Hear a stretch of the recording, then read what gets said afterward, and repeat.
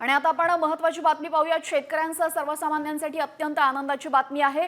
Monsoon अरबी समुद्रात दाखल झालेला आहे। 1 जून पर्यंत मान्सून केरळमध्ये दाखल होणार आहे आणि त्यानंतर 5 जून पर्यंत मान्सून कोकणासह महाराष्ट्रात दाखल होणार आहे। त्यामुळे शेतकऱ्यांसाठी दिलासा देणारी ही बातमी आणि सध्या राज्यामध्ये अवकाळी पाऊस बरसत असून मान्सून दाखल झाल्यास शेती कामाला सुरुवात करता येणार आहे।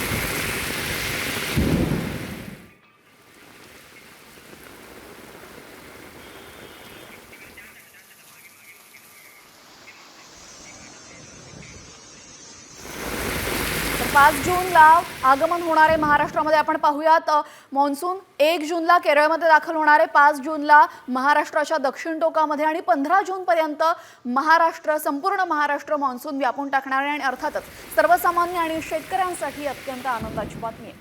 आपण पाहिलं अगदी 2च दिवसांपूर्वी अंदमान निकोबार बेटावर मान्सून दाखल झाला होता आणि आता अरबी समुद्र आणि बंगालच्या पश्चिम बंगालमध्ये हा मान्सून दाखल झालेला। त्यानंतर 1 जूनला केरळमध्ये, 5 जूनला दक्षिण महाराष्ट्र आणि 15 जून पर्यंत संपूर्ण महाराष्ट्र मान्सून व्यापून टाकणार आहे।